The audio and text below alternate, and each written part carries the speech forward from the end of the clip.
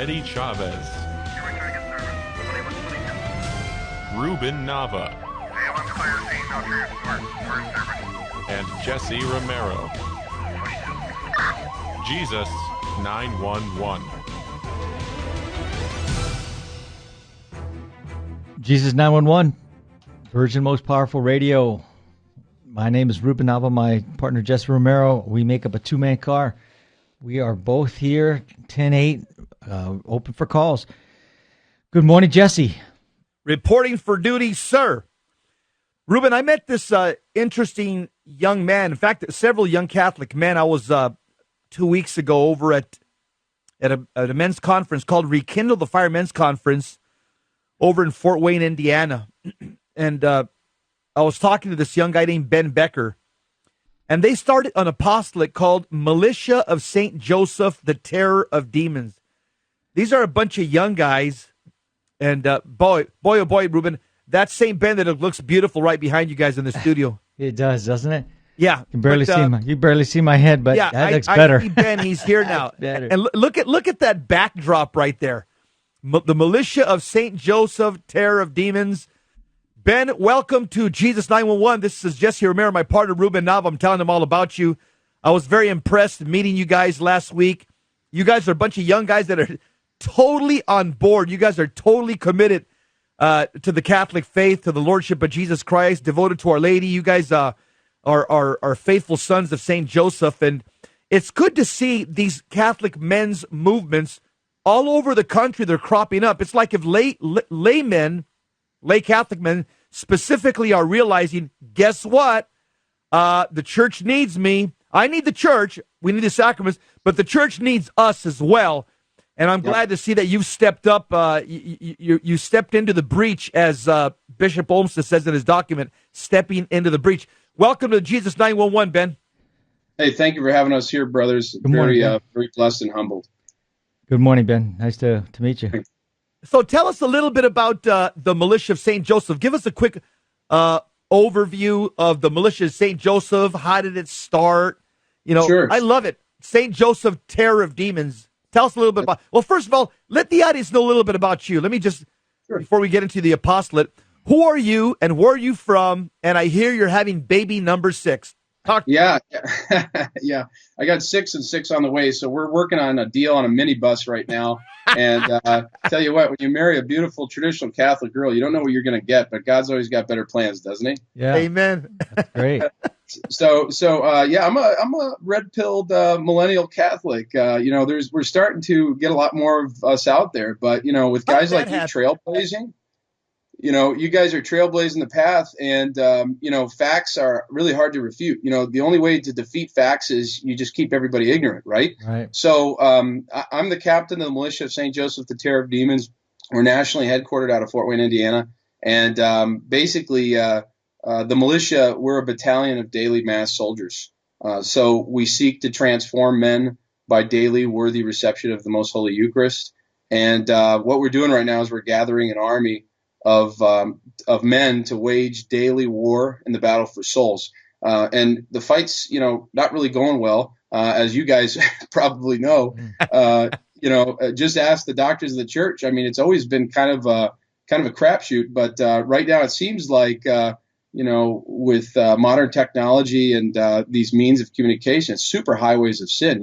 It's just so easy, so accessible. We're bathed in it. And, we need to really have a counteroffensive, because it seems like with all this mass communication, it seems like it's just kind of been a waterfall. And it seems like there's not a lot of resistance out there. So we were basically founded in 2019 due to an awakening in the hearts of many men and kind of a surge of kind of looking out on the horizon and saying, boy, somebody's got to do something, Right.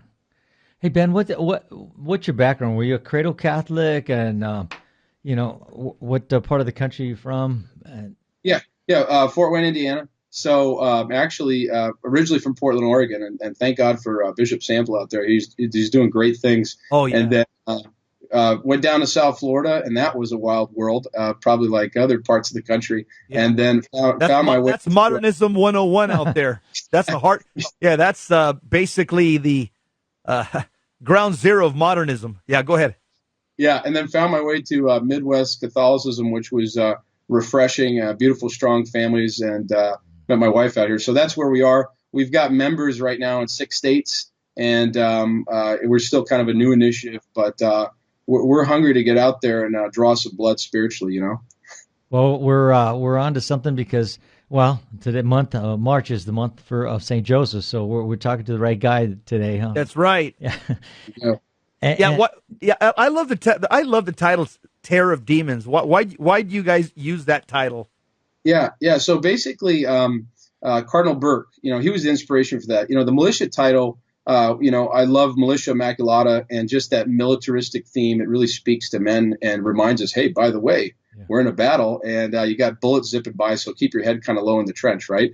But the Terror of Demons title always appealed to me, and I had a brother that was joined the Franciscan Friars Minor, and he brought the title to my attention. But then it really hit me hard years later when Cardinal Burke said, we are living in historic demonic times, and we need to call upon St. Joseph under the specific title of Terror of Demons to come to our aid.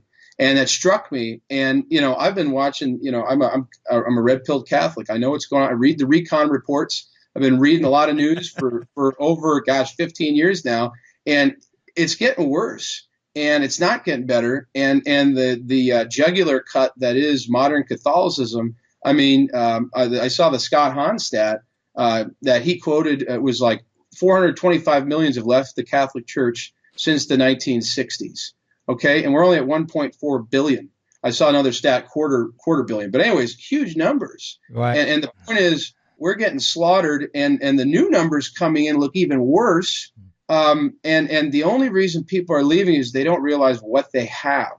We have the one holy Catholic Apostolic Church, the only church founded by Christ, and we got everything. The only reason this perfect product is not selling is because the salesman is misrepresenting it, right? Yeah. So how's Well put. how's that Vatican II working out, right? I know I noticed, Ben, that the church that you attend, it's FSSP. So does that have anything to do with the fact that the formation you're getting there from those priests, those holy priests? This militia that you started, was that a result of you coming back to tradition? I believe I saw you were going to an FSSP. Yeah, it was. It's been a wild ride. 14 months ago, I attended my first traditional Latin mass, and man, that rocked my world. That rocked my world because there's something rich, something powerful in traditional Catholicism. There's something really powerful there. And so anyways, we started the militia there at it's an FSSP, Fraternity of St. Peter Parish here in Fort Wayne. I think there's 39 of them across the country. But the Latin Mass, that seems to be a huge uptick, especially with the millennials and the young people. Yeah. They seem to really cling to that statistically. And I'm one of those. It's a true story. And I just kind of, a friend invited me. And so, yeah, we're there. We love tradition. If anybody hasn't tried the Latin Mass, I would encourage you to check it out. There's a cool website that it's called latinmassdir.org, and it shows you every Latin Mass in the country. But that was really, I'm not over exaggerating when I say that the traditional Latin Mass, it changed my faith in a way that it's hard to articulate. Yeah. So that happened 14 months ago. So it's kind of been like a slingshot since then. And we did actually found the militia at this parish. And so that's kind of a little bit of the history. So we're still young, 2019. Ben, let me ask you, what would you say just in a nutshell that you've noticed in your interior life is the difference between when you went to the Novus Ordo Mass and now that you're going to the Latin Mass? What's the fundamental thing that you sense that's different, that your intellect, maybe your that sixth sense that we all have, as men, what speaks to your heart at the Latin Mass, and maybe what is lacking at the Novus Ordo Mass that you found over here in the Latin Mass? I'm just interested to hear from a young guy. Sure. I wasn't ready to get into it, but I could write a book, and I don't think we have enough time. But because man, it's night and day. It's hard to. The big thing that got me was first, I started going to daily Mass 6 years ago. because basically I got to the point in my life, and I can explain that, a little later, but I got to the point in my life where I said, I need to start taking my faith seriously, and I need to get serious about eternity, because I'm not serious about eternity right now. I've got, all my chips on the line, and I'm just kind of fiddling around with, 5 minutes of prayer a day, and I go to mass on Sunday, and I try to stay out of mortal sin, right? That's not serious about eternity. So anyways, I started going to daily mass 6 years ago because I realized I had to get serious about this. And I said, I need a change in my life. I feel lukewarmness creeping in. I'm struggling with sin. I have a restlessness. I feel mediocre in my faith. I know that I know I'm on the path to lukewarmness. I have to try something different. And if daily Eucharist every day can't do it, then nothing can. So I did it, and it transformed everything. And that was the beginning of this story with the Latin Mass. And I'm getting to your point, but that was the beginning of everything. This deep, powerful, ever-growing love from a simple average Joe of the Most Holy Eucharist. And it was that journey that once I gave and I went all in for Christ in the Most Holy Eucharist, that he started taking me on this conveyor belt. I didn't know he was taking me. But a few years later, I met a great friend of mine, Colombian guy, phenomenal. And he loved tradition, and I love tradition. And all of a sudden, he disappeared one day. I said, hey, we're going to daily mass together. We're brothers in arms. I said, what, do you fall off the wagon or something? What, do you jump into a life of sin again? Where are you at? And he said, you're not going to believe it, brother. I found the traditional mass. All right. Yeah. All right. We're going to hold on. We're coming back on the next break. We continue interviewing this fine young man from the Militia of Saint Joseph.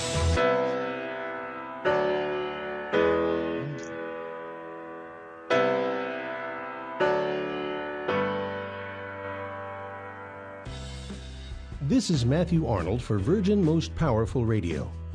This March, VMPR, in association with the Catholic Resource Center, will be hosting a special conference for the Adoramus Society.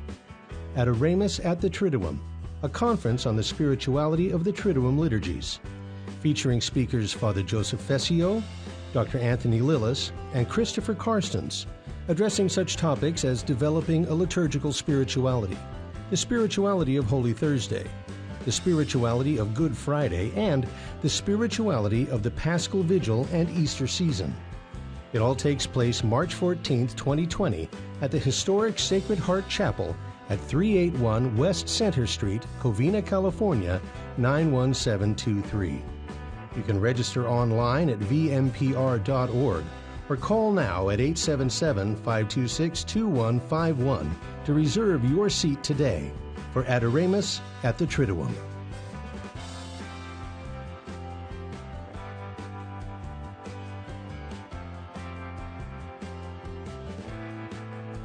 Genesis 1:27 says, God created man in his own image. Male and female he created them.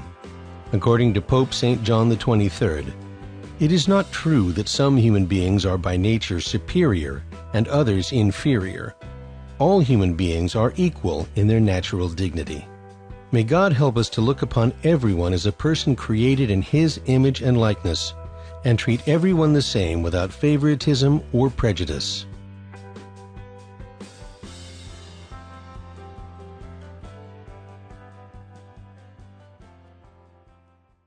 Buying or selling your home or your business property? This is Terry Barber. Real Estate for Life underwrites the Terry and Jesse Show.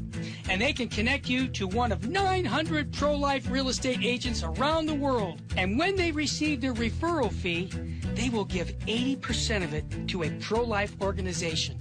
Wow! That's 80%! realestateforlife.org, 877-LIFE-US1.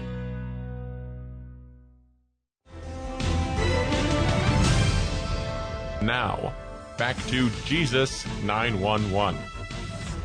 If this call is not an emergency, dial 888-526-2151.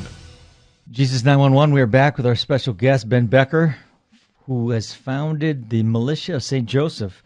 And what a cool name. It is. Militia St. Joseph, Terror of Demons. I mean, Ruben, it doesn't get any better than that. Yeah.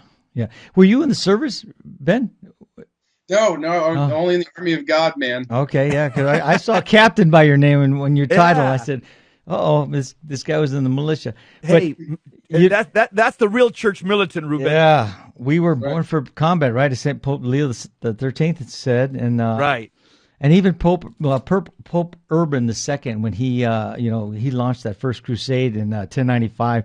Deus Vult. That's right. God wills it. God wills it. So that would be my question. Why do we need a militia, Ben? Tell our listeners why. Yeah, don't we just need the Church of Nice, Ben? Aren't you going too far with this? I mean, isn't the Church of Nice good enough to evangelize the world? It's kind of offensive. Exactly. Well, like I said, the reason is, just look at the stats, guys. 20% of Catholics are going to Mass. Mm-hmm. A little over 20% of them believe in the Eucharist. We got 50 million abortions a year in the world. I saw a study just came out. The number of witches 20 years ago was like 3,000. Then after that, it was like 400,000. And now it's like 3 million. It's like, I mean, guys, it's getting nuts out there. Yeah. And then Catholics are leaving the church. In hordes, 6 out of 7 Catholics contracept. We don't even know who we are anymore as Catholics, right? What does it even mean to be Catholic? Well, that's the problem. That's why everyone's leaving. They don't know what it means to be Catholic. Right. They haven't been transformed by the authentic, traditional, powerful faith, right? Mm-hmm. And so that's kind of what we're doing with the militia. Is the Eucharist is number one. It's the source, summit, pinnacle of the faith, period. No questions asked. And like JP2 said, he said every problem in the entire world can be solved all in that little host. So what we're trying to do is it all starts with domestic church, right? If we don't have a healthy, holy, devout domestic church, we're not going to get healthy, holy priests, seminarians. No. The number of seminarians, you look at the stats, the Militant book had it. It was incredible. From 1965 to 2013, the number of seminarians went down like 90%, and that's not even adjusted for population growth. I mean, we went down like almost 98%. So we've got this, we're looking at all the symptoms out there. We're not asking why. And the militia says it's because we're not using the weapons that were given to us, okay? Daily Mass is the atomic bomb, and daily rosary is the machine gun, okay? The only way we lose in battle is if we don't use the weapons. We got the weapons that are undefeatable, right? But men are too complacent. They're more football and beer, right? And, I fell into that. I was guilty, okay? So I'm not going to say I'm sitting here judging, but I am saying you need to change your life. The average American watches 5.1 hours of TV per day, wow. But he cannot go to 28-minute daily Mass. And that's what convicted me. We got to fight. We got to pray. Our Lady of Fatima said, souls are going to hell because nobody's praying for them. So, we need to pray. We need to ramp up our armor, ramp up our spiritual life. 5.1 hours of TV a day, and I can't give 28 minutes to daily Mass. Who's my God, right? Who am I worshiping? So I asked myself that question, right? Mm-hmm. Am I really serious about this thing? And when I said, you know what, I'm going to go all in, God. I'm going to go all in. And that changed everything. And I met a group of guys, did the same thing. And we said, we have to bring this to the world. It changed our family. It changed who we were as fathers. It changed who we were as husbands. And what a surprise. The Eucharist is the flesh of God. Why are we surprised, right? Yeah. Well, so what's your mission in the battle for souls? I know Archbishop Fulton, he's quoted as saying, if you're not saving souls for Christ, you're not living. So you go by that motto? Yeah. What's your mission statement there?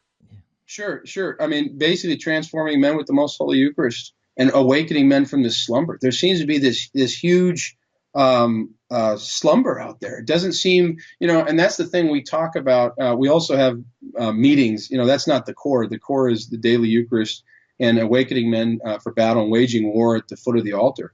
But we have meetings. We talk about, how serious about eternity are you?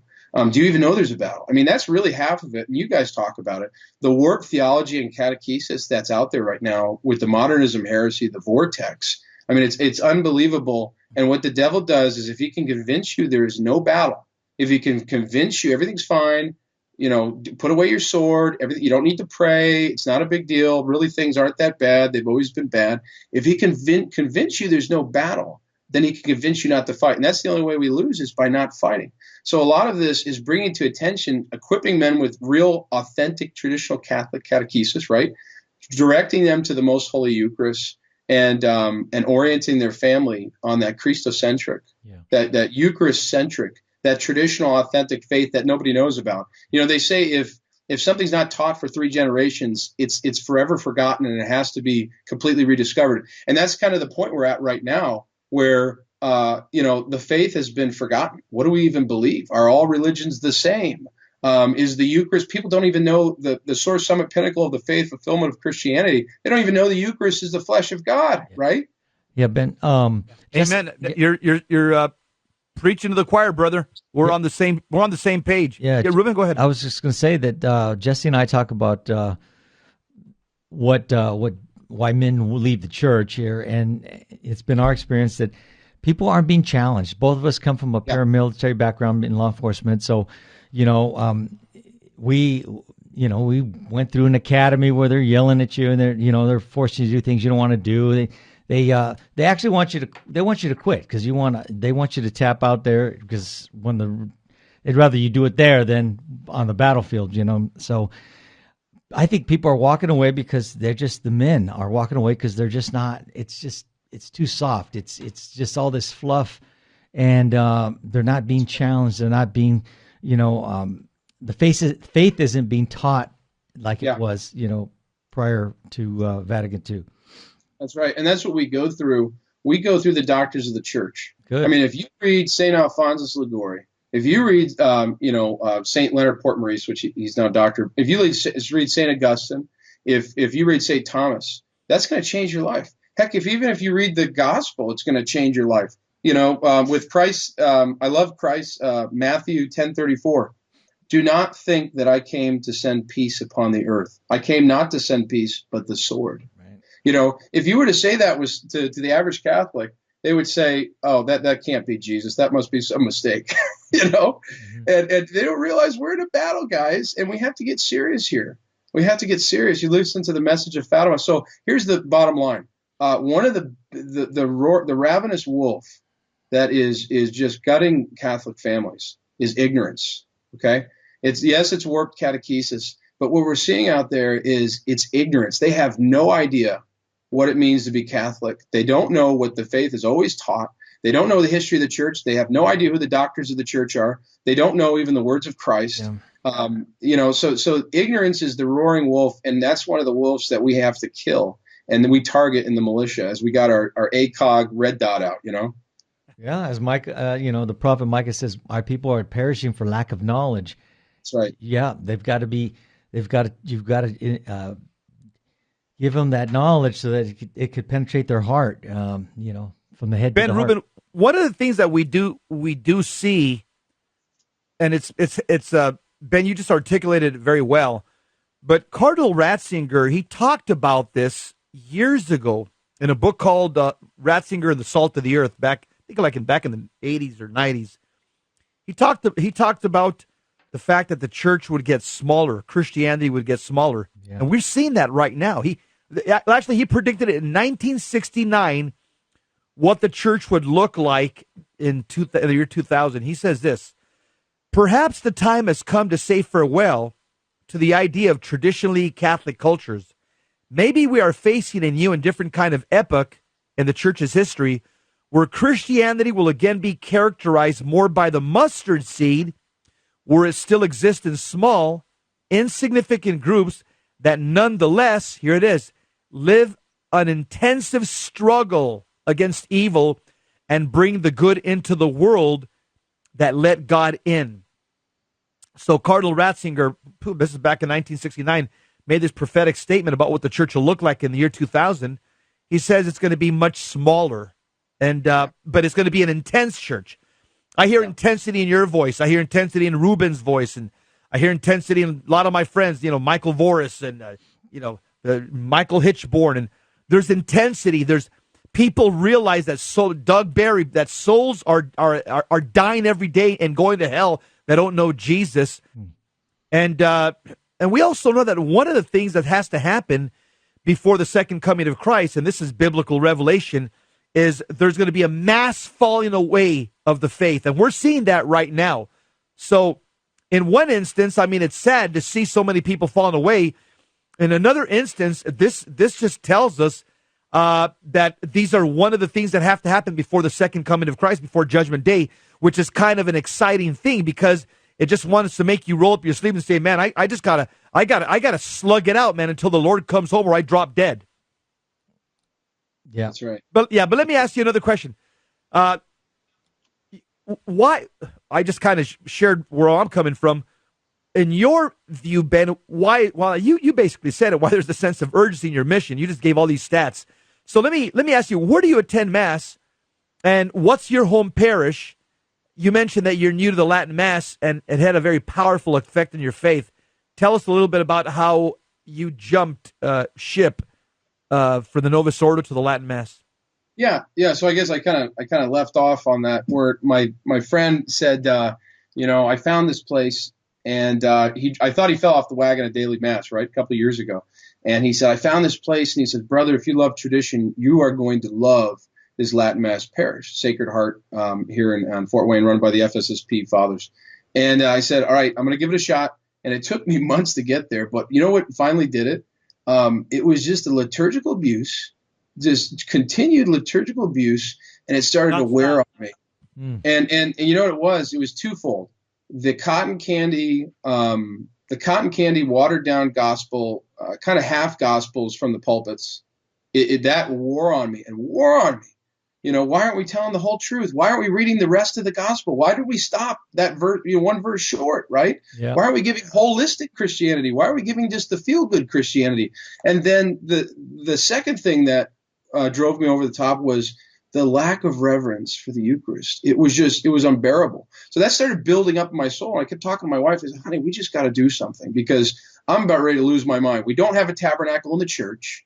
We've got 20 Eucharistic ministers, which, that's been admitted to be an abuse. Look at the letters from the Vatican telling the American church, stop doing it. LifeSite News posted that.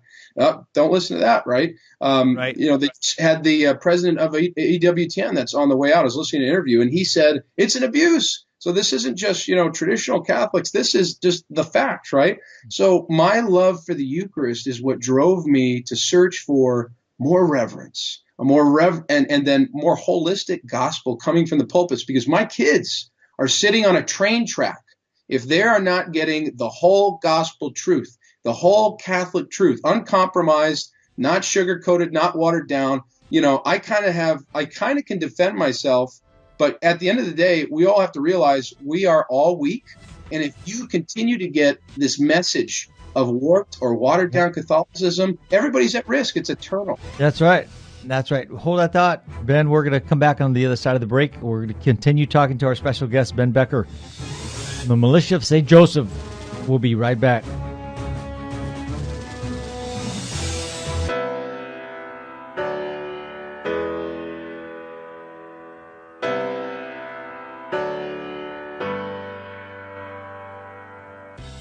This is Terry Barber. I want to thank you for supporting Virgin Most Powerful Radio.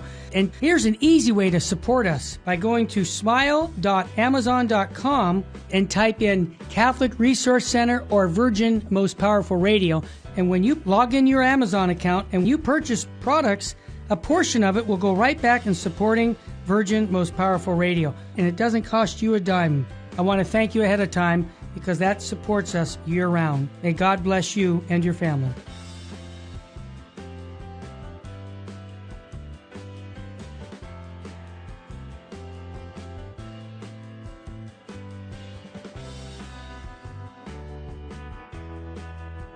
Help the Helpless, a Minnesota St. Paul nonprofit organization chaired by Father of Tyr and volunteers, is humbly asking you for your kind support to help the poor and the handicapped children in India and Ecuador. Through financial support from the Help of the Helpless benefactors, the children are provided with clothing, food, education, shelter, and the teachings of the Catholic Church. The mission is to help children thrive and become self-sufficient young adults leading productive lives. We also provide aid to poor families in Ecuador with food baskets, medicines, medical assistance, and help with funeral needs for the deceased. The work in India is done by Father Antonio's organization, St. Mary's. In Ecuador, the work is being done by the Servant Sisters of the Home of Mother. You can call us at 877-762-8857. To learn more, please visit our website, www.helpthehelpless.org. God bless you. Buying or selling your home or your business property? This is Terry Barber. Real Estate for Life underwrites The Terry and Jesse Show. And they can connect you to one of 900 pro-life real estate agents around the world. And when they receive their referral fee, they will give 80% of it to a pro-life organization. Wow! That's 80%! realestateforlife.org, 877-LIFE, US 1.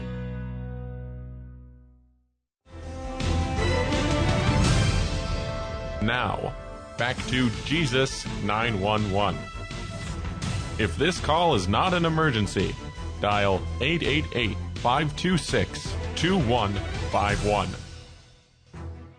Jesus 911.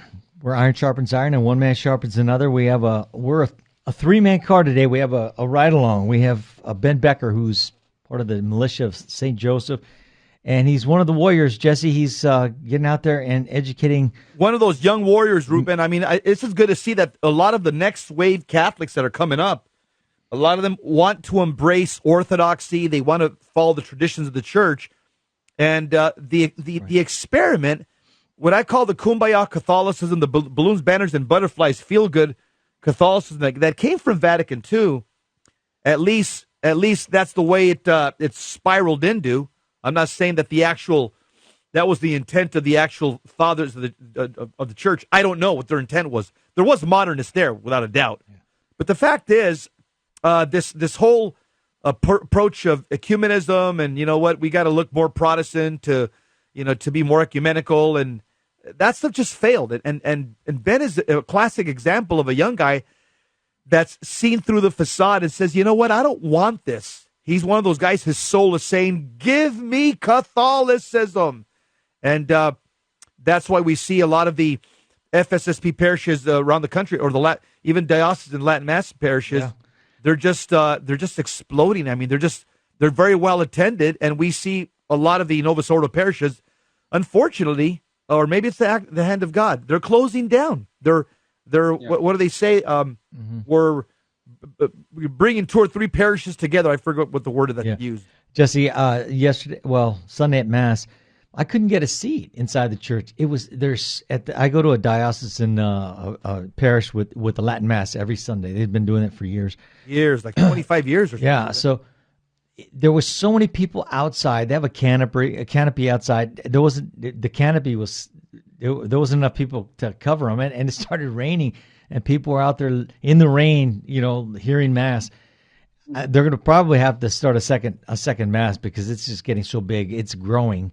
People are coming, new parishioners, and what's great is, Ben, is that people much like you, your age, are coming to the Latin Mass. They're getting it. They're seeing it, and they're bringing their 3, 4, 5 kids along with them. So, the church is in good hands going forward if these families continue to show up.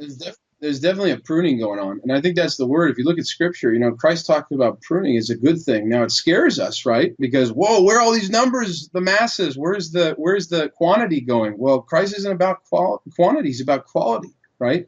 And that's what it seems like is going on. Because if you survey the average Catholic in the West, they don't believe in contraception. They don't believe in the evils of contraception. They don't believe in the Eucharist. They don't believe in all these very core Catholic tenets, right? Yeah. So we have that crisis in theology. So you have to ask yourself at the end of the day, if we don't believe any of these core tenets of the faith and these core doctrines, how Catholic really are the people in the pews, right? And I understand we're trying to save them, and that's what we're doing with the militias. We're trying to shake guys and say, listen, don't leave the church. The Eucharist is here. The Eucharist, received as frequently as possible, is the key to unlock everything God has in store for you.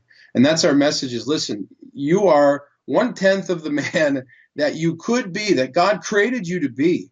But your destiny, your greatness, it lies in the most holy Eucharist. It only lies in Christ. It's not in you. And that's where, going back to what Pope Benedict said. Pope Benedict has said a lot of great things.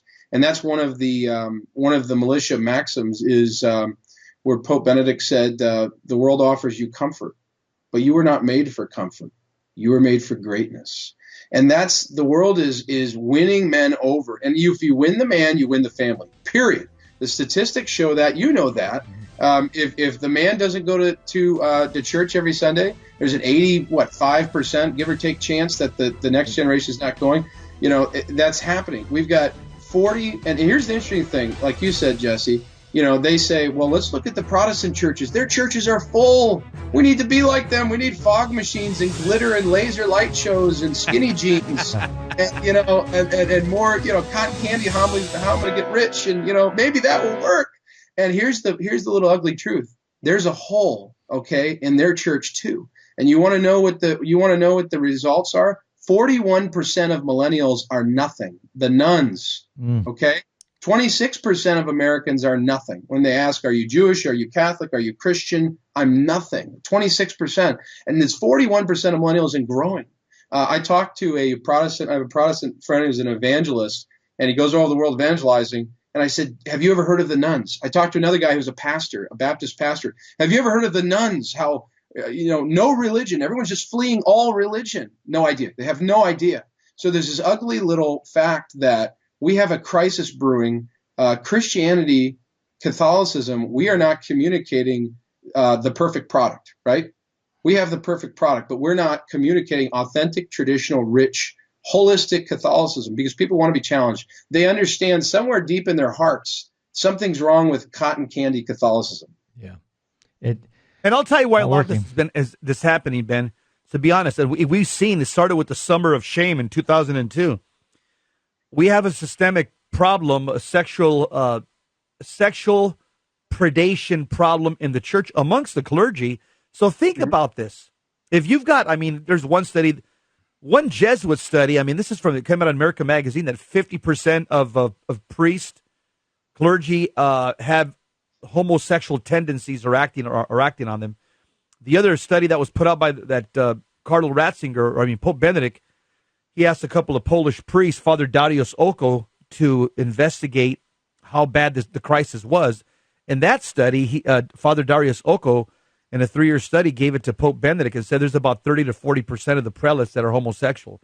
So this is why there's silence in the pulpit about the 6th and 9th commandment issues.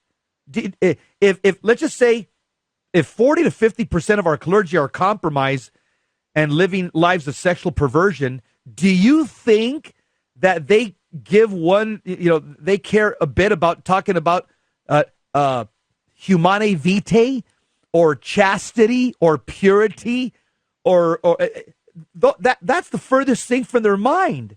A lot of these guys, again, they're compromised.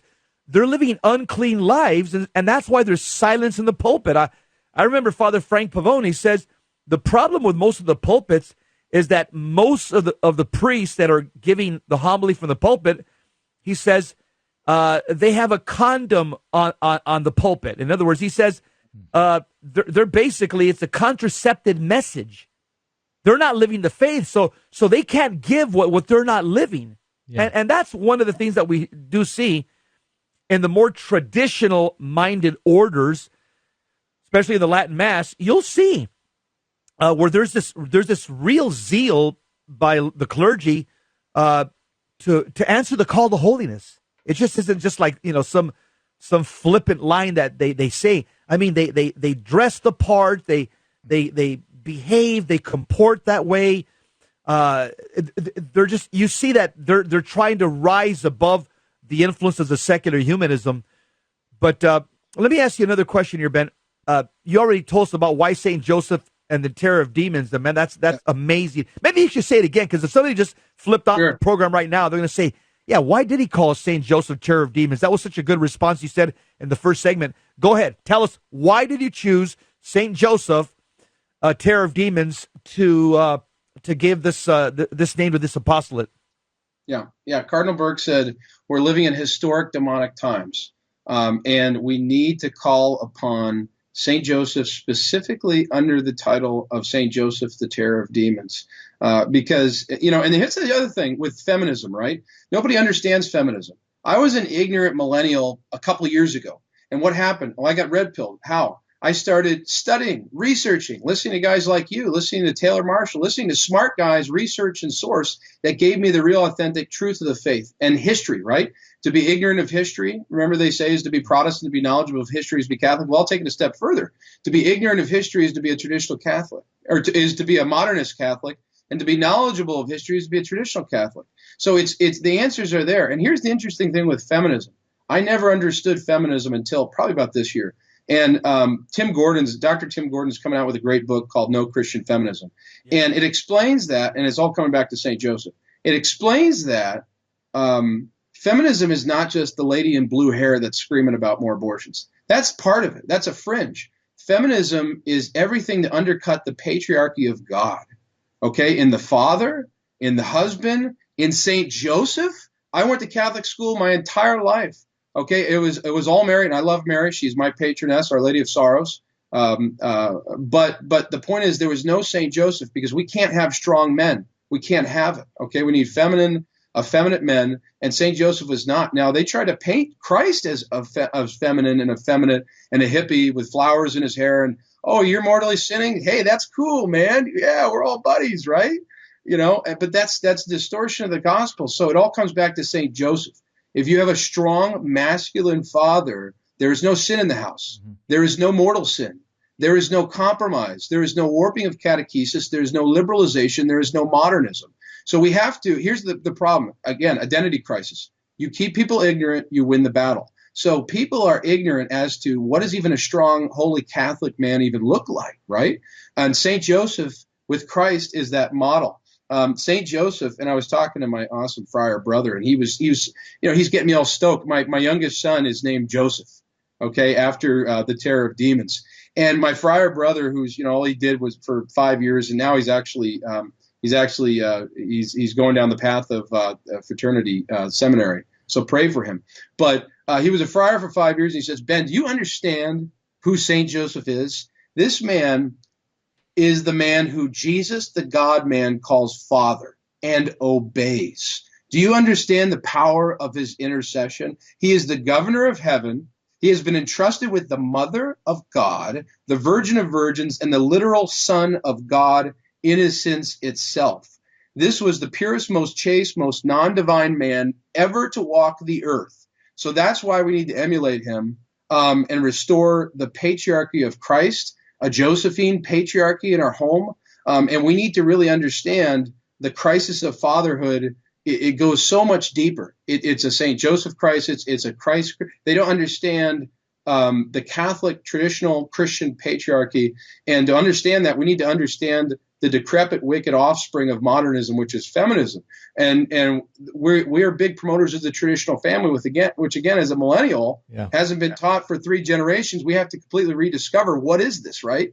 Here we are trying to figure out what happened. What was that bomb that went off, right? That's right. Hey, these the feminists that have infected the church, and a lot of it has to do with the fact that guys have just stepped away. So a lot of the women had to step up because there was no one else going to do it. Just checked out. Yeah, they've checked out. Yeah. Yep. Yeah, and so you mentioned Tim Gordon, right? If you hadn't heard, Tim Gordon and Trent Horn went head to head on this subject on this topic. Yeah, on feminism. Yep. Pretty interesting. Pretty good. Trent is pretty clear. The Council of Trent. Mm-hmm. Yeah, and so. Yeah, the feminists are intent on leveling the male-female playing field, and they want to dismantle traditions like marriage and commitment in the process. Encouraging women to imitate masculine behavior, and you probably see it. They in the traditional mass they encourage women to wear dresses, to go back to being feminine, and get away from the pants because.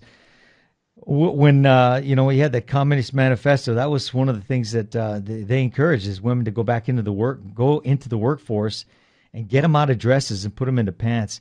And so I love the fact that in most traditional parishes, they're saying, hey, women, get out of those pants, put those dresses back on. Yeah, it's kind of funny you say that because my fraternity priest just ended a lecture series on the virtues. And he ended with St. Thomas's, and the last part was modesty.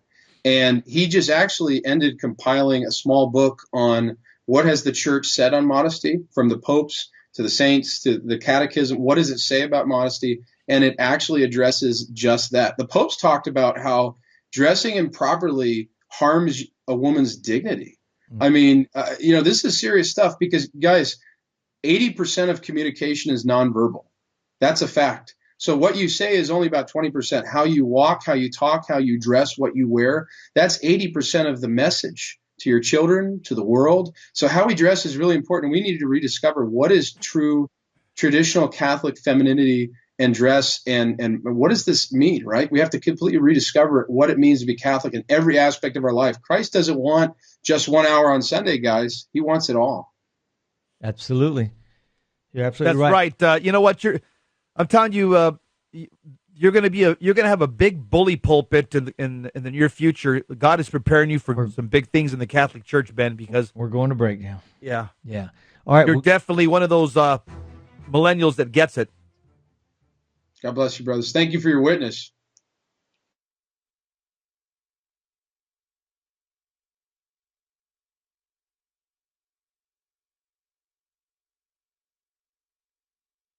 Our Lenten Journey, a reflection from St. John Paul II. Jesus took human suffering upon himself and illuminated it with the radiant light of his resurrection. By his death, he conquered death once for all. During Lent, we prepare to relive the Paschal mystery, which sheds the light of hope upon the whole of our existence, even its most complex and painful aspects. Lent is a season of intense prayer, fasting, and concern for those in need. It offers all Christians an opportunity to prepare for Easter by serious discernment about their lives, with particular attention to the Word of God, which enlightens the daily journey of all who believe. Let us set out with trust on our Lenten journey, sustained by fervent prayer, penance, and concern for those in need. I'm Matthew Arnold, and this has been a Lenten reflection from St. John Paul II on Virgin Most Powerful Radio.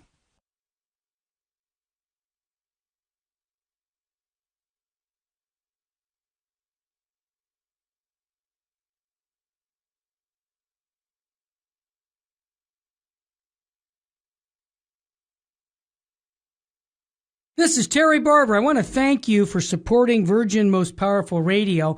And here's an easy way to support us by going to smile.amazon.com and type in Catholic Resource Center or Virgin Most Powerful Radio. And when you log in your Amazon account and you purchase products, a portion of it will go right back in supporting Virgin Most Powerful Radio. And it doesn't cost you a dime. I want to thank you ahead of time because that supports us year-round. May God bless you and your family.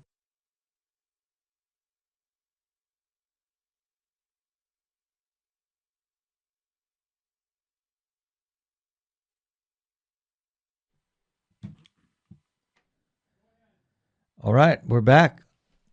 I'm a little difficulty here, but we are back. The feed is. I know our listeners could still hear us, and so we have a special guest, Ben Becker, who is with the Militia of Saint Joseph. And high information, Ben Becker. High information for a millennial. That's a breath of fresh air. In fact, as I hear you talk, Ben, you have more wisdom and more insight than modernist Catholics at the age of 50, 60, and 70 that espouse nonsense. When I talk to them, I'm saying, where do you get this from? How old are you? You're probably in your early 30s, right? Mid-30s? Yeah, 31, yeah. Yeah. You're wise beyond your years, and I'm glad to see that I'm meeting more and more young people such as yourself that have red-pilled, and you guys get it, and you guys have this very a deep understanding that we're in a fight, and you guys have jumped in. Let me ask you, there's a lot of battle themes on your website, so what are some of the hallmarks of the militia's message? Sure. Here's the interesting thing about the Latin Mass.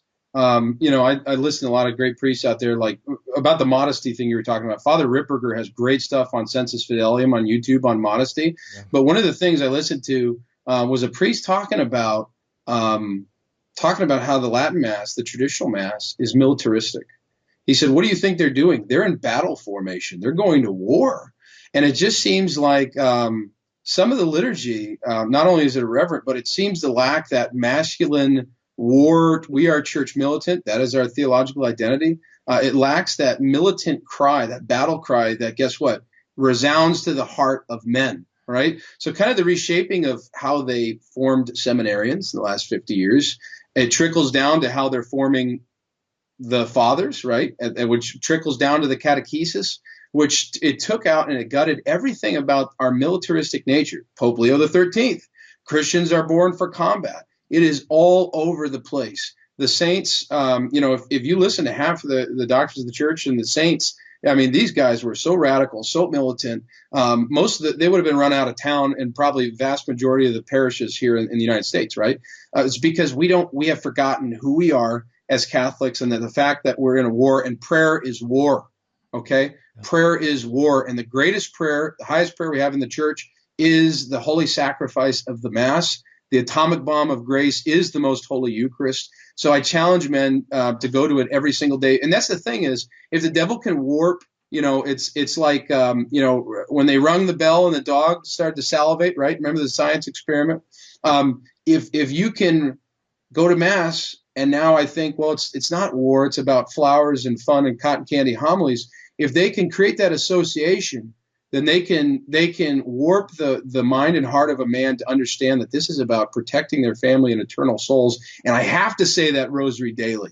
I have to go to Mass as frequently as possible. Father Larry Richards gave a homily, and I was flipping through Catholic radio, and he said to his parishioners, "All right, raise your hand." He said, how many of you believe that the Eucharist is the body, blood, flesh, soul, and divinity of Christ under the physical appearance of bread and wine? How many of you actually believe in the Eucharist? And they all raised their hand. He said, okay, second question. How many of you go to daily Mass? And he said only a couple people raised their hand. And he said, you mean to tell me that you really believe that is the flesh of God, the man that holds the plan in the palm of his hand, all your joy, all your fulfillment? That is God, the one who made you, the one who's going to make the ultimate you. And that key to unlocking the ultimate warrior saint and your happiness and your fulfillment, and you're not going to go to receive him every day, you're a liar. And he said that, and that struck me. And I was like, wow, this guy gets it. So that was part of my journey to understanding I have to step up my game, daily Eucharist, and that's what transformed me. But then an understanding of delving into traditional Catholicism and the works of the saints, actually reading Scripture. What a concept. The words of Christ, don't think I came to bring peace. I came to bring a sword. And that's what we do at Mass. We have to make that association in our mind. Mass is war. Prayer is war. It is armor. It is dropping bombs. And I think that's part of the malformation of men is if you can defeat them, it's a psych war, right? Yeah. Psychological war. That's what the devil does. He doesn't actually physically beat us up because I'm not Padre Pio. But if he can psychologically warp you to this, lulling you into this lukewarmness and, prayer is for old women and grandmas at daily Mass. No, prayer is for the warrior saints. You have to see through the invisible veil, and we have to train ourselves as men to that militaristic mind state that has always been there. This is a child of modernism that Christ was a flower hippie that just wanted to love everybody and was some sort of chump, right? Yeah. He is Christ the conqueror. That's right. Amen. The Eastern Catholics really get that. That's their focal point of Christ. Christ the victor, Christ the conqueror. That's the Eastern Catholic insignia and mantra. Ruben, you're gonna say something? I was just gonna say I like that. How arming yourself up, because it reminds me of the days when we would go out into patrol. We would check our war bags, make sure we had extra magazines. We had to make sure our gun was loaded. We make sure we took extra shotgun shells and then later on when we got AR-15s in the car, then we make sure I had 30 round clips in there. It's because I didn't want to be without. It's better to have it and not need it, than to need it and not have it.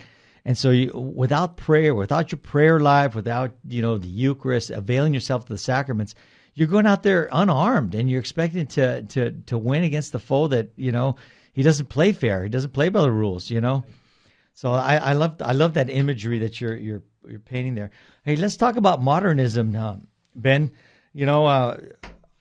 Pope Pius X, Pope St. Pius X, his encyclical Pacende Dominici Gregis back in 1907, he condemned modernism, and yet it's still alive and well in the church. In fact, it's probably even worse now. And you want to talk a little bit about that and how it's the interesting thing is, I'm like I said, I would what you would be considered a high information Catholic for a few years now, but I didn't understand what modernism was until a few years ago. Mm-hmm. Okay, so this is something that is hidden, and again, that ravenous wolf of ignorance. Mm-hmm. If you don't know your enemy, if you're not reading your recon reports, how well do you think you're going to do in battle, guys? Yeah. We have to get the word out that modernism is the synergy of all heresy, and it is the wolf that's gutting the church. And the funny thing is, it's St. Pope Pius X has been screaming up this for 100 years, and we've forgotten it all. I mean, the average American remembers about 80 days in the past. That's a stat I saw, and I totally believe it, because the average Catholic remembers about 2 years in the past of sacred, the history of the church, right?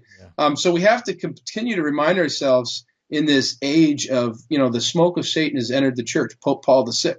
And it seems like the smoke is so thick that we're not seeing clearly, we're not thinking clearly. So what we're doing to combat modernism, one is educate men on what it is. They're the head of their family. They're leading their sons, their daughters, their wife into battle. It's on their back, right? So if they don't strap up, if they don't load those mags, if they don't have that bulletproof vest on, if they don't have their head low, if they're not pulling that trigger and returning rounds down range, you are a casualty face down in the mud. So we give men that visualization, and we educate them and equip them with understand what is modernism, what is feminism, what is true Orthodox Catholicism, what's not.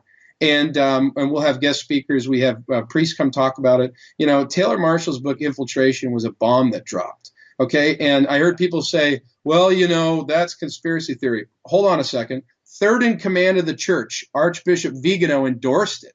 He said, you want to know why we have a crisis in the church? Read Dr. Taylor Marshall's Infiltration. So you can't dispel it. And then you have Bishop Schneider on the cover. So guys, if you're not reading this, you got your head in the sand. You're not reading your recon reports. You're going to be a casualty. Okay. So don't be a casualty, men. Man up, pull the trigger, read your recon reports, go to war, and protect and save your family from the wolves. So we awaken men that way. Awesome. That's right. It's what a breath of fresh air just to hear just a young guy like you that is, again, you're just wise beyond your years. Let me ask you another question. How do people join the Militia of St. Joseph, the Terror of Demons? Give us the website. How do people sign up? I thought you'd never ask. MilitiaSJ.com. We are not affiliated with the Jesuits. It's just St. Joseph. So www.militiasj.com, militiasj.com. We're also looking for courageous men to lead other men into battle. We need captains around the country to fight and wage war in the battle of souls. Be transformed by the atomic bomb, which is the most holy Eucharist. If you don't use your weapons, you are going to lose. Use the weapons, brothers, and thank you. Wow. Arm yourself up. All right, man. Hey, so people can they get a hold of you at that website if they have questions? Will Absolutely. You respond to them? Yes, sir. Okay. Yep. Well, thank you, Ben, for being with us. You're a breath of fresh air. Oh, yeah. We love to have strong Catholic men on the show that know it, that get it, and leading their families. So we got to save souls, and one person at a time, one family at a time. Thank you for forging and trailblazing, brothers. Outstanding, guys. All right. Good to have you. You've been listening to Jesus 911. Stay tuned for Hands-On Apologetics with Gary Mishuda from the Midwest Command Center. We'll see you tomorrow. God bless. 10-7, we're out. Keep the faith. Stay ready. You don't have to get ready, right, Ben? Right.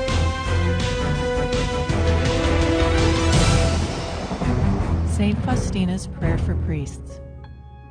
O my Jesus, I beg thee on behalf of the whole Church, grant it love and the light of thy Spirit, and give power to the words of priests, so that hardened hearts might be brought to repentance and return to thee, O Lord.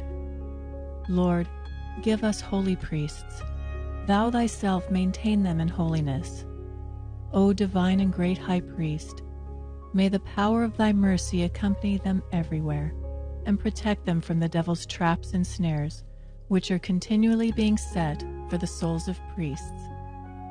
May the power of thy mercy, O Lord, shatter and bring to naught all that might tarnish the sanctity of priests. for thou canst do all things. Amen. Virgin most powerful, pray for us.